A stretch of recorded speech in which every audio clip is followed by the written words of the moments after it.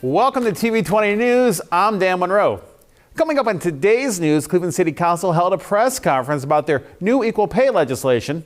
Then our health reporter Richard Stewart looks at the proposed updates to Cleveland's air pollution control ordinances. And finally, a new art exhibit is coming to Cleveland City Hall, and I spoke with the man who is curating the whole event.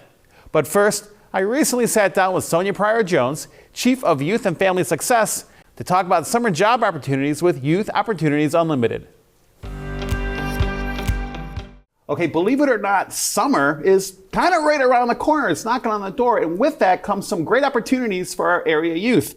Joining me right now, Sonia Pryor-Jones, Chief of Youth and Family Success, and Ricardo Williams, a 19-year-old from Max Hayes High School who's got a great story to share. But Sonia, Chief Jones, let's talk about these opportunities available for working for our youth in Cleveland. Yeah, we're really excited another year to partner with Youth Opportunities Unlimited, YOU, to ensure that as many of our Cleveland youth have summer jobs this summer. The YOU Summer Jobs Program has been around for many years now, supporting young people in exploring careers and building their networks of adults to support them in their life and earning wages, real wages where they get a paycheck that they get to take home and support their dreams, their families. And it's just a really tremendously important program. That's great. What are some of the jobs that they could do throughout? Well, YOU works with a wide range of organizations, including the City of Cleveland. Last year, the City of Cleveland had youth working across our recreation centers. We also had youth engaged in marketing and media to give input on how the city could better do a job of communicating programs to young people. They work in industry, and they also work for a variety of nonprofits. So it's a real wide range of job opportunities available each summer. A lot of good work, but a lot of great learning and great growing for our youth. Absolutely. This is all about youth development. And so youth development says that we need to give young people interesting things to grapple with. We need to give young people caring adults to surround them and support them each and every day. And so this is a part of our larger vision to support young people in the city of Cleveland with out of school time opportunities, including paid employment, as well as to reduce crime and violence because we know our young people are engaged. Well, let's be clear. We're not just taking our young people and throwing them in jobs unprepared. There's a lot of support going into this, right? Absolutely. YOU does a tremendous job in providing coaches and supportive adults. So from the time a young person is applying for the program, while they're on the job day to day, they have a caring adult that they check in with. That's a part of the YOU staff, as well as the supervisor or person that they're working with at each of their job sites. Now, Ricardo, you've been with the program, Youth Opportunities Unlimited, for about 3 years. Talk about your experiences. What are some of the things you've done? So my experience is I did daycare. So I did it with the kids and stuff. So all I was just doing is just taking care of the kids. And I was actually cooking for them too. Oh, wow. Because the people that was there I was working with, they told me to pick out their food for them so I could cook for the kids. And then we go out to play with the kids, and then I do their homework for them. And then, yeah. What are some of the things you learned about yourself through this program? I mean, that I learned about myself, like I have grown. The program taught me a lot, so. Have you met a lot of new friends through this? Yes, I met a lot of new friends. Okay. Yes. Talk about how what you've learned with YOU can take you into adulthood. Like it could take you into adulthood if you just keep working. Like just be on that topic that you wanted to be on. Now you're about to graduate from Max Hayes and you're coming up to your final summer with YOU. What are you going to miss from the program? Everything. Mm-hmm. Missing the kids and playing with the kids, having fun. And yeah, or if I want to, I just can go back and then just do it all over again if I wanted to. So. I could turn back time, all right? Yeah. Well, thank you so much. So Youth Opportunities Unlimited summer jobs are available. And actually, it opens up February 1st to apply. So we have the information on the screen and a QR code for you to scan, youcle.org/SYEP. The applications are open February 1st to May 1st. And I was told apply early, right, Chief? Absolutely. Apply early. It's a really competitive opportunity for young people, but we encourage every person to apply. Last year, we had over 5,000 young people, 5,500 young people applied to this program, and they were able to support 1,211 youth from Cleveland only. And so we're very grateful to the taxpayers of the city of Cleveland, as well as our partners at Cuyahoga County who have invested in our young people by paying for this program. And I encourage, those viewers who are watching, get your young people to apply. Parents, support your young people with the application process. And also, if you're a corporation or a funder, help us invest. Be a co-investor with the city and the county in this program. We know to support a young person like Ricardo, it costs about $2,300 just to support his wages, and all those additional wraparound supports that he spoke of that he's had along his 3-year journey with YOU, that costs an additional amount of money. So it's about $4,500 total to support each student. So Ricardo's story is one that is really important, and we need more people to invest in young people like Ricardo so that we can make sure as many of the kids who apply for this program have the opportunity. All right, great opportunity indeed. Chief Sonia Pryor-Jones, thank you. Ricardo, thank you, and good luck with this summer. Thank you. Cleveland City Council recently held a press conference to discuss groundbreaking legislation that was introduced during this past Monday night City Council meeting to combat gender and racial pay gaps. The legislation will include measures to prohibit wage discrimination by ensuring equal pay for equal work, regardless of gender or race, at businesses that employ 15 or more people within the city of Cleveland. Increase pay transparency by enhancing worker knowledge of pay rates within the city, and establish a citywide task force to develop and implement strategies to close pay gaps. If you didn't get a chance to watch this past Monday night City Council meeting, here are some of the highlights of what happened. Hey Cleveland, here's a quick wrap-up of the key decisions from the January 27th City Council meeting. Council approved legislation to provide a $1 million grant of federal revenue recovery funds to the United Way of Greater Cleveland to act as the city's fiscal agent to administer and provide a tenant resources and outreach programs to increase tenant housing stability. Council approved leasing 3 landlocked parcels located north of I-90 near Waterloo Road and Marginal Road to the Meadow City Native Plant Nursery, a native plant seller in the city's North Collinwood neighborhood. The $900 lease is for 3 years, and they plan to develop a native seed garden on the property. Council introduced legislation that prohibits Cleveland businesses with 15 or more employees from inquiring, screening, or relying on salary history of an applicant in deciding whether to employ the applicant.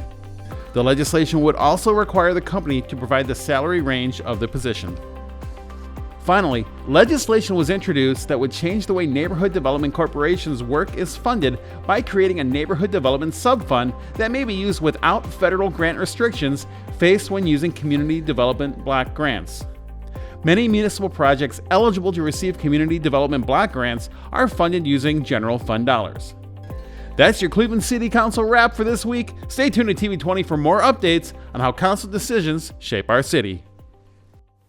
We have a great new episode of Food for Thought airing right now on TV20.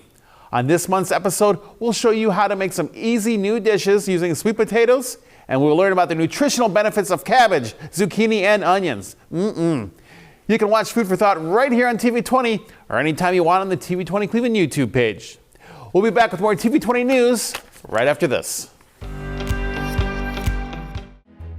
Today's vote, in my eyes, is not a very difficult one.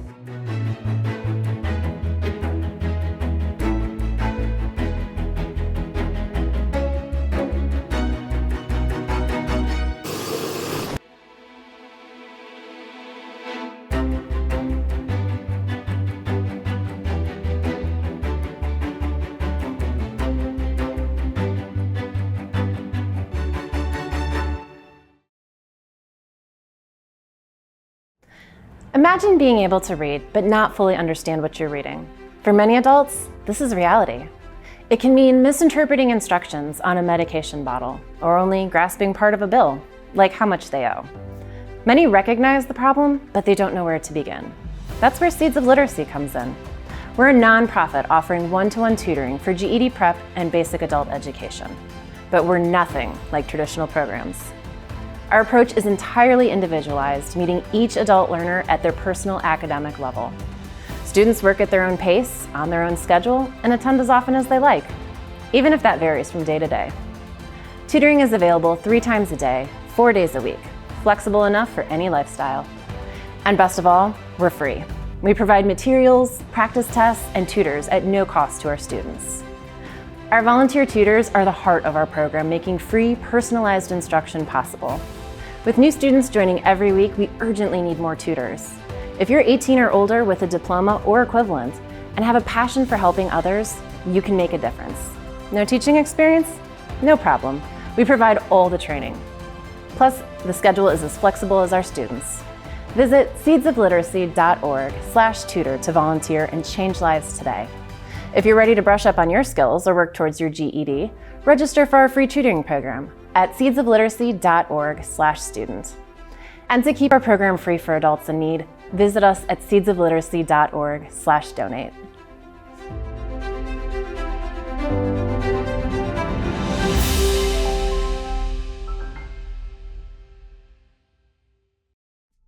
Hello, I'm Michelle Princeton, and I'm a licensed social worker working for the Social Support Service Unit out of the Mayor's Office of Prevention Intervention Opportunities for Youth and Young Adults. The City of Cleveland has demonstrated a long-term commitment to residents working to create safe spaces in our neighborhood resource and recreation centers where families can access free resources and support services.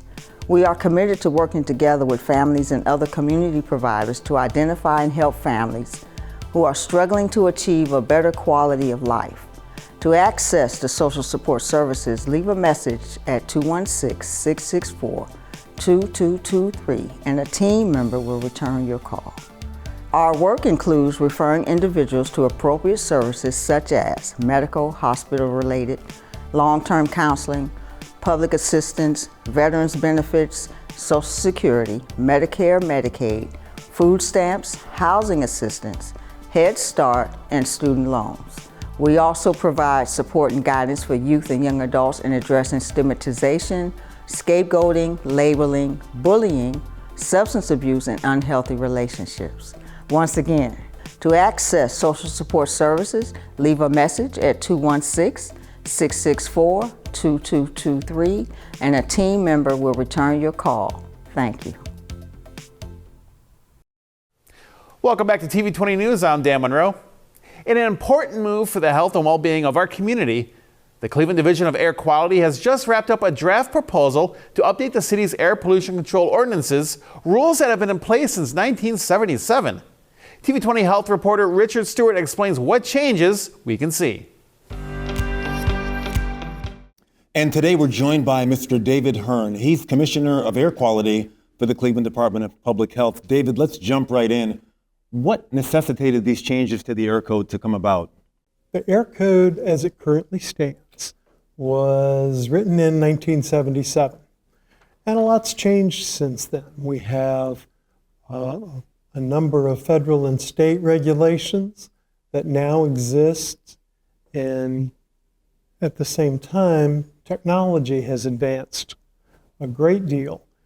And we took this opportunity also to listen to what the people we serve are saying and what concerns they have.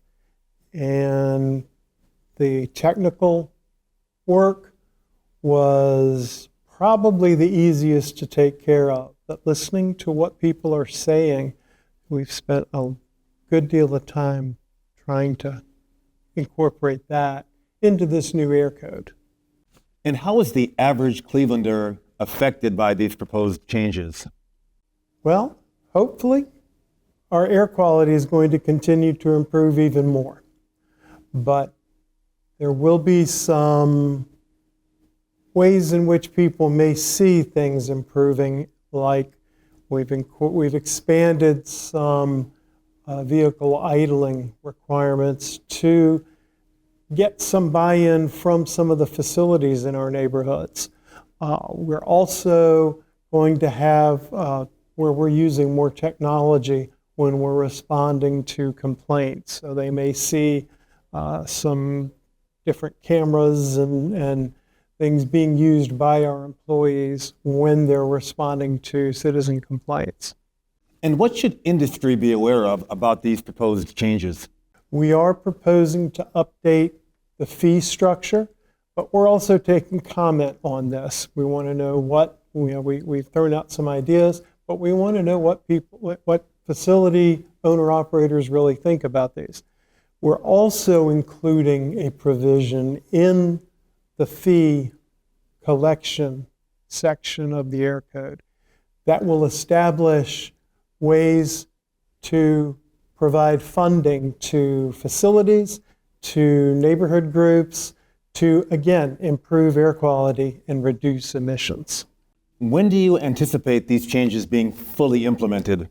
We are taking comments through the middle of February, and once comments are in, we'll address those comments, and then we want to present this to City Council, and at that point it's for their consideration. And lastly, do you foresee any challenges in getting this legislation to the finish line? We're trying to do some things that haven't been done before in the city. So I'm hopeful that since we got these recommendations from the public, that these should be implemented fairly well. Thank you, David. He's David Hearn, Commissioner of Air Quality for the Cleveland Department of Public Health. I'm health reporter Richard Stewart. Back to you, Dan. Thanks, Richard. We'll be back with more TV20 News after this.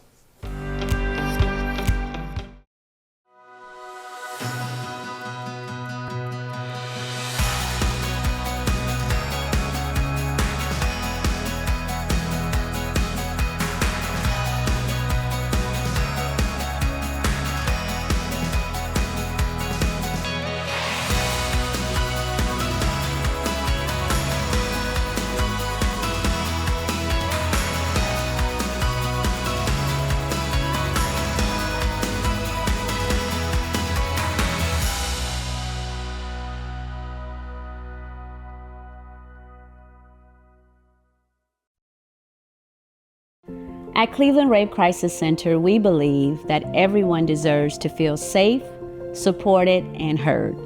For over 50 years, we have been here to help survivors of rape, sexual abuse, and human trafficking rebuild their lives and to prevent future violence through education and advocacy. Our services are confidential and always free of charge. We provide 24/7 crisis and support hotline for immediate help, individual and group counseling to promote healing, specialized services for children and families, advocacy and legal support to navigate complex systems, prevention education to empower communities, resources and support for deaf and hard of hearing survivors through our Deaf Pathways program, and drop-in center for the on-spot assistance. No matter what you're going through, you are not alone. Call our 24/7 hotline at 216-619-6192 or text 216-619-6192 or visit clevelandrapecrisis.org to chat with a trained professional. Help is here and healing is possible. Together, we can make a difference.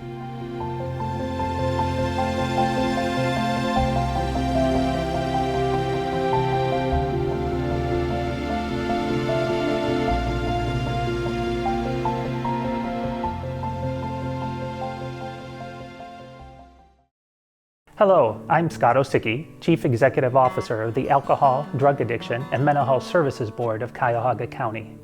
We know that life can be overwhelming, but you don't have to face it alone. If you or someone you know is feeling anxious, depressed, in a mental health crisis, have alcohol or other drug use concerns, or just need someone to talk to, help is available. Call or text 988, the Suicide and Crisis Lifeline. It's free, confidential, and available every day 24/7. Trained and caring counselors are there to listen, support, and help you find hope no matter what you're going through. Remember, you're not alone. Call or text 988 anytime because your mental health matters, and so do you. Welcome back to TV20 News. I'm Dan Monroe. I recently sat down with Kumar Arora of the For Art's Sake Artist Collective to discuss a new exhibit coming to Cleveland City Hall entitled Artists Run the Streets BHMX Edition, a celebration of labor and legacy. Okay, there's a really cool new art exhibit coming to Cleveland City Hall, and joining me now is Kumar Arora, head of the For Art's Sake Artist Collective. But Kumar, I call this an exhibit, but what I've been reading is more like an experience. What can you tell me about this? When it comes to Black History Month, we really wanted to make sure we allow our fellow colleagues and African American artists to really shine in this moment. So I'm really excited to share that we're doing an event called Artists Run the Streets, February 6th, 5 o'clock. Right here in City Hall. And the idea is to really commemorate and celebrate, not only just our artists, but what is happening here in our city. What can people see when they attend this exhibition? So we've got a series of different artists. I can name a few of them. We've got Mike Miller, Lacey Teller, Samson, the artist, and a handful more who are all going to be creating different forms of art, focusing on labor and legacy here, within the artist collective that we have. What does it take to put together an exhibit like this? I'm really fortunate that we've had some great partners, the mayor's office, City Hall, the council. Everyone's really come together to kind of build this event with us. And it's been a little bit of a challenge, but in the end, For Art's Sake, as our kind of collective here, is the idea to take different artists and help them transform and shape our community. Can you give me I don't know if you've seen any of the artwork that's coming in. Can you give me a brief hint of what people can see and, Sure. and the themes and all that? The theme of this year is, labor and legacy. You'll find different really beautiful photographs coming from Chris Goody and a couple other photographers, and really focusing on just how far, some of these great individuals have gone, whether that's, LeBron James or just different, people, here within Cleveland doing great things, So it's really cool to see that kind of work in different manners. And I'm really excited to kind of showcase, luckily, a lot of my friends who are going to be showcasing that art. And it should be noted that a lot of these artists, if not all of them, are local. They are, yeah. So part of the Transformative Arts Fund that we are one of the recipients for is that we have to make sure that we are, in some ways, building Cleveland by Cleveland. Mm-hmm. So it was really important to us to make sure that all the artists that you'll be seeing are from Cleveland. And how long is this exhibit going to stay open? So the opening exhibition's at, like I said, February 6th at 5 o'clock. It starts for 2 hours. That's the opening, exhibition, but it's going to carry on all the way till May. So if you can't make it that day, you can still come to City Hall and kind of witness the art. And because it's in City Hall, anyone can really come and experience this. They can. Yeah, and that's what's really nice. That's the evolution of what we've been seeing at City Hall, is not just a place where government happens, but a place where we can celebrate art. Well, talk about how this really all came together. It's kind of a collaborative effort with the mayor's office and city council. Talk about that. Yeah, it's been just a blessing to see how many people are supporting our initiative. And I'm really excited to even showcase all the great work we're going to be doing at For Art's Sake beyond just this exhibition. And, when it comes to the transformative arts, it's really about empowering not only our creatives, but showing how they can become part of a creator economy and really build our city through arts. The For Art's Sake Artist Collective, talk about that. What exactly is that whole conglomerate there? Yeah, so we all came together. We've been doing murals and activations for the last 20 years here in Cleveland, and I'm just really blessed to have this opportunity to now build within the city. And this grant is allowing us to do a lot of great work, from murals on basketball courts to exhibitions like you'll see in February, to different types of activations to really highlight and promote arts. And I got to think, for the artists who were awarded this grant, almost kind of like a shot in the arm, or reinvigoration into creating new, designing new, showing off their wares and what they can do. As the lead artist of my group, it really does provide hope. Mm-hmm. It's sometimes tough as an artist or a creative to be able to turn this into a living, and I'm just fortunate that our job and now our responsibility is to empower the next generation of artists. And I think that the work we'll get to see from us through this year, really just getting artists together and how we can shape our communities and showcase our work, is just going to be very exciting for the city. How would you sum up the state of art and artists in our city? If I had to say one line, I'd say art is alive and well. We often see that artists sometimes have to kind of pass on in order for them to be celebrated. And I think that, we should be giving them their flowers while they're still here. And I think that's really important. If people want more information about the collective, about the the Artists Run the Streets exhibit, where can they go? We make it really easy. It's just for art's sake, CLE.org, and you can see all our different events coming up, and then you could also get tickets. It's completely free on February 6th. So we have a little bit more time, but tell me something about this exhibit that people might not know coming into it. When we took the approach of selecting the artists and really building that experience, like you mentioned, we really want to make sure that you're coming into City Hall with a new perspective. It doesn't have to be your cookie cutter expectation of City Hall. So we're going to be revamping kind of the space, adding some cool lighting, some cool projectors. Got a couple DJs coming in. We'll have food and beverage. So it's going to be a fun time in City Hall and a chance to really just again celebrate labor and legacy. Kumar, I can't wait to check out this exhibit. Thank you so much for joining me to fill me in on everything going on. We are constantly uploading new content on our TV20 Cleveland YouTube page, so make sure you hit that subscribe button so you don't miss out on anything. You can also connect with TV20 Cleveland on your favorite social media platforms like Facebook, Instagram, and X. Thanks for watching TV20 News. I'm Dan Monroe. Be sure to stay tuned for more on TV20. We are Cleveland.